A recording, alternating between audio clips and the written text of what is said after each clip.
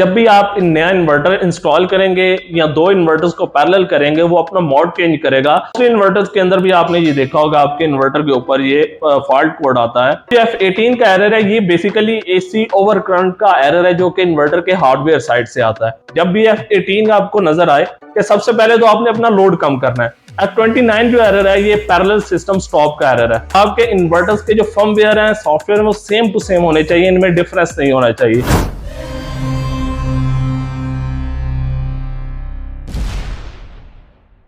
अस्सलामुअलैकुम व्यूअर्स, मैं हूं ज़काउर रहमान और आप देख रहे हैं FP इलेक्ट्रॉनिक्स। दोस्तों, आज आप लोगों के लिए एक इंफॉर्मेटिव वीडियो लेके आया हूं क्योंकि बहुत सारे लोगों की क्वेरीज आती हैं और काफी टाइम से हमारी वर्किंग भी थी इसके ऊपर, लेकिन इसमें काफी टाइम से काफी सॉफ्टवेयर अपडेट होने के बाद, फर्मवेयर चेंज होने के बाद फॉल्ट कोड चेंज भी हुए हैं। मोस्टली सिमिलर है बट कुछ डिफरेंट हैं। तो ये बेसिकली जो आज की वीडियो है ये नाइट्रॉक्स के हाइब्रिड सीरीज इन्वर्टर के ऊपर है। इनमें जो आने वाले मोस्टली फॉल्ट कोड हैं, आज इनके बारे में आपको बेसिक डिटेल्स शेयर करेंगे कि आपने इन फॉल्ट कोड को कैसे सॉर्ट आउट करना है।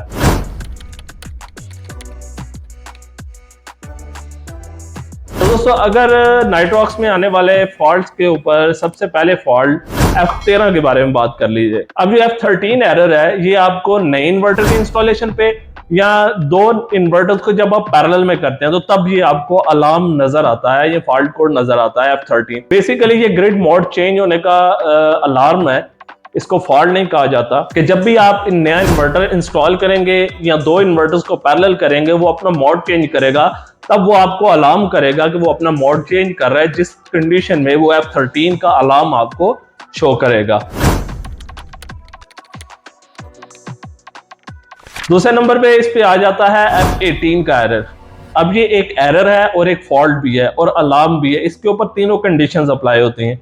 मोस्टली इन्वर्टर्स के अंदर भी आपने ये देखा होगा, आपके इन्वर्टर के ऊपर ये फॉल्ट कोड आता है। बेसिकली ये वीडियोस उन लोगों के लिए बनाई जाती है जो खुद से सारा काम कर रहे होते हैं, सोलर का, इन्वर्टर कहीं से, पैनल्स कहीं से, स्ट्रक्चर कहीं से, बंदा कहीं से, और मिल मिला के अपना सिस्टम लगा लेते हैं और बाद में बेचारे घूम फिर रहे होते हैं। हमारी जैसा इंस्टॉलेशन कंपनी है, हमारे कस्टमर्स को ये इशू फेस करना नहीं पड़ता क्योंकि हम उनको आफ्टर सेल सर्विसेज प्रोवाइड कर रहे होते हैं, जिसके एंड पे वो जस्ट एक मैसेज या कॉल हमें करते हैं। तो दोस्तों, जो F18 का एरर है ये बेसिकली एसी ओवर करंट का एरर है जो कि इन्वर्टर के हार्डवेयर साइड से आता है। जब भी आप इसके ऊपर कोई हैवी इंडक्टिव लोड यूज करते हैं, इंडक्टिव लोड के अंदर आपकी मोटर आ जाती है, या आप नॉन इन्वर्टर AC यूज करते हैं या कोई भी मोटर टाइप का लोड, जब उसकी सर्ज आएगी तो ये इस कंडीशन में भी आपको एरर देगा ओवर करंट हार्डवेयर का। जब इसकी करंट इंक्रीज हो जाएगी या नॉर्मली आप इसके ऊपर नॉर्मल घर का लोड चला रहे हैं, AC चला रहे हैं, और वो अगर इन्वर्टर के आउटपुट से इंक्रीज कर जाता है तो उस कंडीशन के अंदर भी आपको ओवर करंट का एरर आएगा, फॉल्ट कोड आएगा, अलार्म करेगा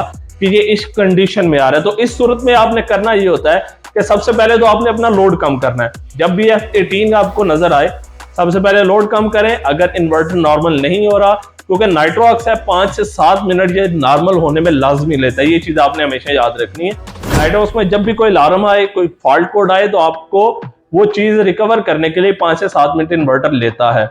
अगर आप वेट नहीं कर सकते तो आप इन्वर्टर को रीस्टार्ट कर लें, तो उस कंडीशन में भी ऑलमोस्ट सिमिलर टाइम लेके वो रिकवर कर लेगा और नॉर्मल रूटीन में आ जाएगा। तो बेसिकली F18 का जो एरर है ये ओवरलोड साइड से आता है, ओवर करंट साइड से आता है। जब भी आपकी लोड साइड की करंट इन्वर्टर से इंक्रीज हो जाए तो इसका सोल्यूशन ये होता है कि आप इन्वर्टर को रिकवर करें, लोड कम करके या रीस्टार्ट करके। अगर इन दोनों कंडीशंस के बावजूद इन्वर्टर नॉर्मल नहीं हो रहा तो इसको सर्विस सेंटर लेके जाना पड़ेगा। मोस्टली 99% ये एरर रिकवर हो जाता है।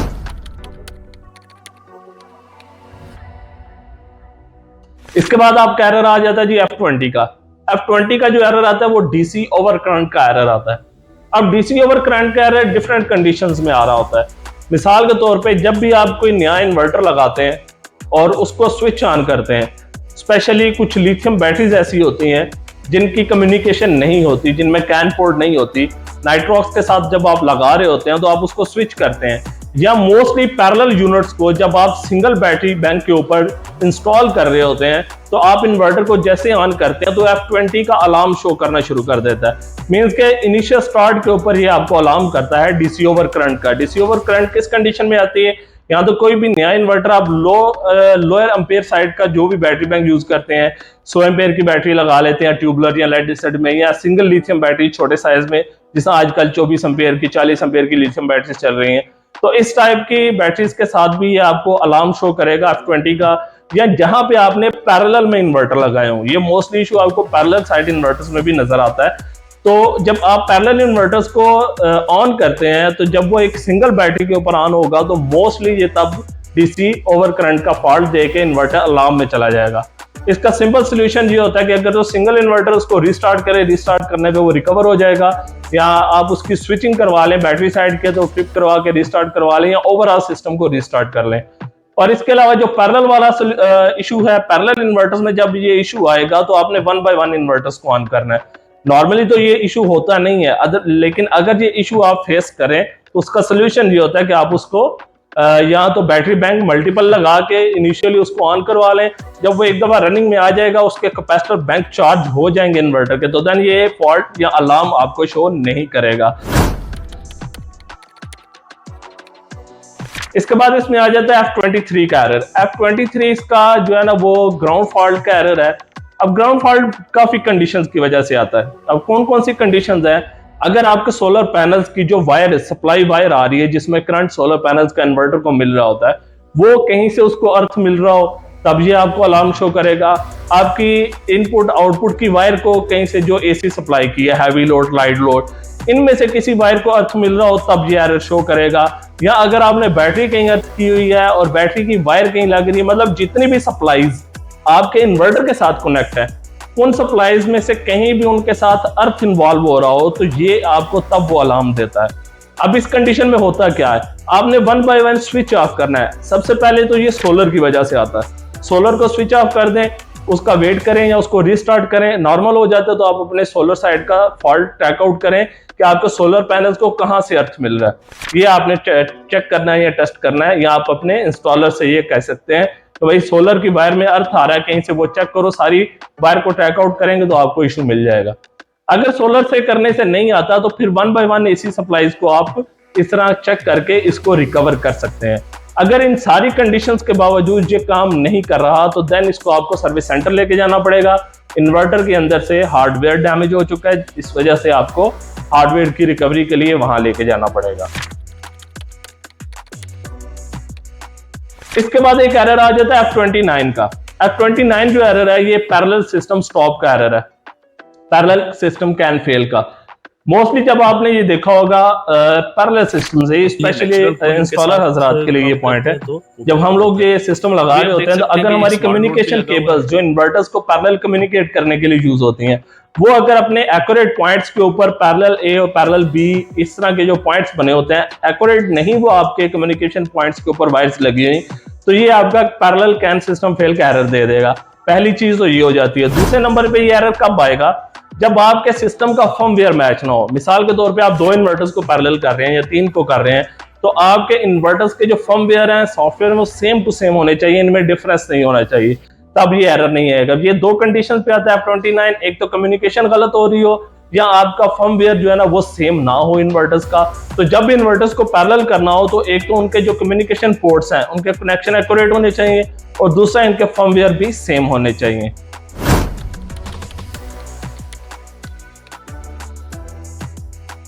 इसके बाद आ जाता है जी F34। F34 AC over current का फॉल्ट है। अब ये काफी कंडीशंस की वजह से आता है। जैसे F18 है, F18 तो सिंपल आपके लोड साइड से हो रहा होता है, लेकिन F34 जो है इसमें 1-2 और कंडीशंस भी ऐड हो जाती हैं। अब F34 जो एरर है, ये आपका मोस्टली उन एरियाज में आपने देखा होगा जहां पे लो वोल्टेज का भी प्रॉब्लम हो, कि जब आपका इन्वर्टर ग्रिड से कनेक्ट होता है और उसके ऊपर मैक्सिमम लोड जाता है तो ग्रिड साइड वोल्टेज ड्रॉप हो जाते हैं, तो तब भी ये इशू आता है। अब ये दोनों कंडीशंस में ये एरर जो है ना वो मैटर करता है, F18 और F34, क्योंकि ये दोनों ओवर करंट के फॉल्ट है। इन्वर्टर के ऊपर जब भी ओवर करंट होगी तो ये आपको अलार्म करेगा कि भाई इन्वर्टर की लिमिट से ज्यादा काम हो रहा है। अब उसमें जो पहली कंडीशन आती है वो ग्रिड साइड की आती है कि अगर ग्रिड साइड के वोल्टेज ड्रॉप हो जाते हैं 185 या जो इसकी आपने लोअर लिमिट सेट की हुई है उससे नीचे वोल्ट आएंगे, जाहिर सी बात है इन्वर्टर के ऊपर लोड बढ़ेगा तो वो आपको F34 का एरर देगा।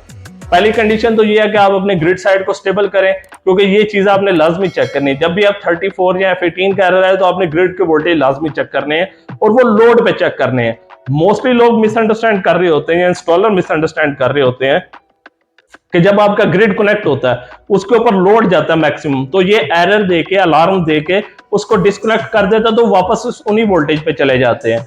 अब मिसाल के तौर पे आपके ग्रिड के वोल्टेज आ रहे हैं 210, अब ये 210 वोल्टेज जीरो लोड पे नो लोड के ऊपर है। अब जैसे जैसे इसके ऊपर लोड बढ़ता है, बैटरी की चार्जिंग आती है, तो ये 210 से 170, 180, 185 पे आ जाएंगे। उस कंडीशन में इन्वर्टर अलार्म कर देगा अगर आपने यही लिमिट सेट की है, लोअर लिमिट। तो जैसे ही वो अलार्म देगा वैसे ही वो ग्रिड को डिस्कनेक्ट करेगा, तो वापस वो नो लोड की सूरत हाल में 210 वोल्ट पे या 205, 15 वोल्ट पे वो वापस चला जाएगा। तो यहाँ पे थोड़ी कंफ्यूजन होती है फॉल्ट ट्रैक आउट करते हुए इंस्टॉलर हजरात को या कस्टमर्स को। इसके बाद आपका जनाब आ जाता है जी F41 एरर। अब F41 जो फॉल्ट है, अलार्म है, ये आता है पैरेलल इन्वर्टर्स के अंदर। और ये कब आता है? जब भी इन्वर्टर ओवरलोड हो या इन्वर्टर की बैटरी लो हो जाए। तो ये दोनों कंडीशन में, अब ओवरलोड होगा तो पहले F34 या F18 एरर देगा। अगर वो दोनों कंडीशंस नहीं है तो फिर वो आपको बैटरी लो का एरर देके F41 बंद हो जाएगा। पहली कंडीशंस क्या होती है? ओवरलोड की कंडीशन में अगर इन्वर्टर ओवरलोड हो रहा है तो पहले वो अपना एक्चुअल अलार्म शो करेगा F18 या F34। उसके बाद वो पैरेलल सिस्टम स्टॉप करके F41 का एरर दे देगा, जी सिस्टम वर्क नहीं कर रहा, 41 का एरर आ गया। अब दूसरी साइड इसमें कौन सी आ जाती है? जब आपका बैटरी बैंक लो हो जाता है। जब बैटरी बैंक लो होगा तो पहले F56 का अलार्म करेगा, उसके बाद वो F41 पे चला जाएगा, पैरेलल सिस्टम स्टॉप कर देगा कि इन्वर्टर्स पैरेलल फंक्शन करना बंद हो गए हैं, ओवरऑल इन्वर्टर आउटपुट भी बंद कर देगा। तो F41 दो कंडीशंस में आता है, ओवरलोड की कंडीशन, दूसरा बैटरी लो की कंडीशन।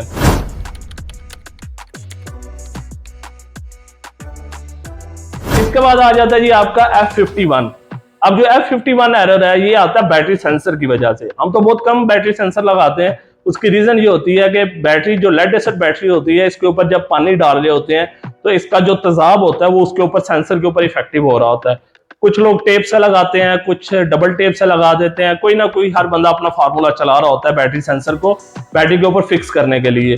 तो उस कंडीशन में क्या होता है कि जैसे जैसे बैटरी सेंसर जो है ना वो खत्म होना शुरू होता है, उस पर रस्ट आना शुरू हो जाता है। तो उस कंडीशन में क्या करता है, वो बैटरी सेंसर अलार्म करना शुरू कर देता है। अलार्म करेगा, इन्वर्टर में F51 एरर आएगा। इसकी वजह से आपका F23 एरर भी आ सकता है। अगर आपका बैटरी सेंसर अर्थ ले रहा है, बैटरी जमीन पे पड़ी हुई है और बैटरी सेंसर आपका खराब हो चुका है, तो वो बैटरी को अर्थ मिल रहा है जमीन से और वो F23 में भी जा सकता है। लेकिन F23 में बहुत कम जाता है क्योंकि मोस्टली बैटरी स्टैंड के ऊपर पड़ी होती है। तो ये F51 में जाएगा बैटरी सेंसर की वजह से। जब भी बैटरी सेंसर लगाएं तो बैटरी के इस पॉइंट के ऊपर लगाएं जहां पे वो बिल्कुल ड्राई जगह हो बैटरी की, और वहां पे बैटरी का आप वाटर लेवल फिल करते हुए उसके ऊपर वाटर जो है उसका डिस्टल वाटर है या इलेक्ट्रोलाइट है वो बैटरी सेंसर पे इफेक्टिव ना हो। तो जब भी F51 का एरर आए तो अपना बैटरी सेंसर चेक करें, अगर खराब हो गया तो उसको निकाल दें। जब आप बैटरी सेंसर डिस्कनेक्ट कर देंगे ना तो बैटरी की लाइफ पे कोई असर पड़ेगा ना उसके बैकअप में असर पड़ेगा। ये भी एक मिथ है और इसके ऊपर भी बहुत सारे लोग कंफ्यूज हो जाते हैं कि बैटरी सेंसर खराब हो गया तो बैटरी की लाइफ खराब हो जाएगी। बैटरी की लाइफ कतई खराब नहीं होती।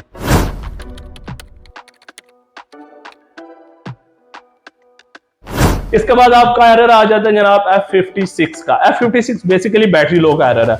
नाइट्रॉक्स हाइब्रिड इन्वर्टर्स के जितने भी मॉडल हैं, जब भी बैटरी लो का ऑप्शन आएगा तो ये F56 में जाएगा।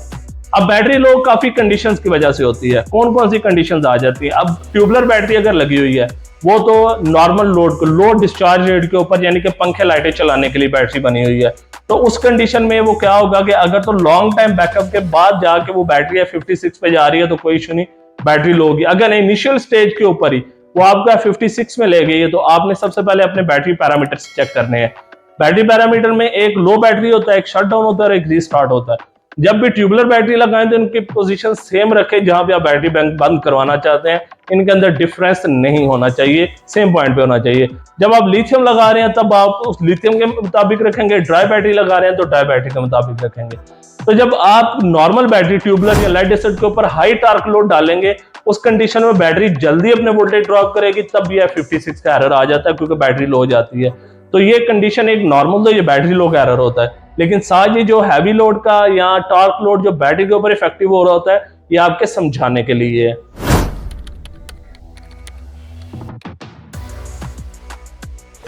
इसके बाद आ जाता है जी W03। अब ये जो फॉल्ट है ये 3 फेज इन्वर्टर में आता है। नाइट्रॉक्स का जो 10 किलोवाट हाइब्रिड है जो कि डिसकंटिन्यूड मॉडल है, इसके बाद नाइट्रॉक्स का 12 किलोवाट का जो मॉडल है या नाइट्रॉक्स का 18 किलोवाट का मॉडल है। ये 3 फेज इन्वर्टर है, बाकी तो सारे इनके फॉल्ट कोड अलार्म सारे सिमिलर है, लेकिन FW03 जो है ना ये आपका स्पेशली आता है 3 फेज इन्वर्टर में। अब ये रॉन्ग फेज का एरर है। रॉन्ग फेज कब आता है? 2 कंडीशन में आता है। फेज टू फेज जब आपके मिनिमम 370 वोल्टेज होने चाहिए या 380 400 वोल्टेज नहीं आ रहे तब ये प्रॉब्लम करेगा, या जब आपका सीक्वेंस डिस्टर्ब हो जाए। सीक्वेंस किस तरह का? Red, yellow, blue, black. अब ये 3 इसके फेजेस का कलर वाइज आपने रखना होता है, रेड, येलो, ब्लू और ब्लैक। अगर ये डिस्टर्ब हो जाए ड्यूरिंग द मेंटेनेंस, ये 2 कंडीशंस में आता है। फेज टू फेज वोल्टेज आपके पूरे ना आ रहे हो, 370 मिनिमम, 400 410 15 20 इस रेंज में, 370 से 420 की रेंज में वोल्टेज ना हो, या फिर आपका रेड, येलो, ब्लू, ब्लैक का जो सीक्वेंस है वो खराब हो गया हो, तो इस कंडीशन में ये आता है। अगर तो फेस टू फेस वोल्टेज नहीं आ रहे तब आप वापदा से कॉन्टेक्ट करें ताकि उसको वो सॉर्ट आउट करें। और अगर आपका रेड, येलो, ब्लू, ब्लैक का सीक्वेंस खराब हुआ है तो आप खुद भी उसको वेरीफाई कर सकते हैं, आपका इलेक्ट्रिशियन भी इसको कर सकता है। तो बेसिकली ये जो आज की वीडियो थी ये नाइट्रॉक्स के फॉल्ट कोड के बारे में थी और इसके सोल्यूशन के बारे में थी। इस तरह की मजीद वीडियोस के लिए आप हमारा चैनल देखते रहिए। शुक्रिया, अल्लाह हाफिज।